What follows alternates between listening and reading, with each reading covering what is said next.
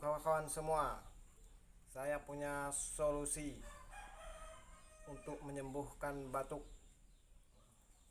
baik batuk berdahak maupun batuk kering. Nah, beginilah caranya. Ini adalah jeruk lemon, lebih bagusnya jeruk nipis.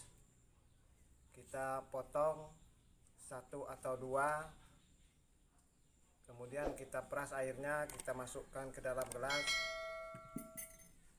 kita campur dengan madu asli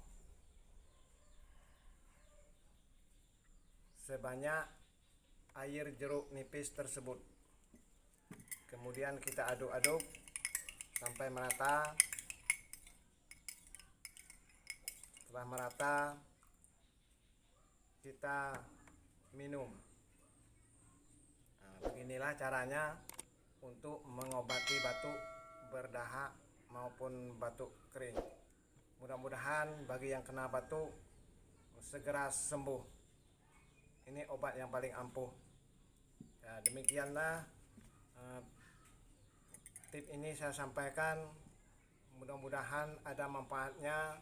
Jangan lupa subscribe, sharekan video kami agar kawan-kawan yang lain terhindar dari yang namanya penyakit batuk.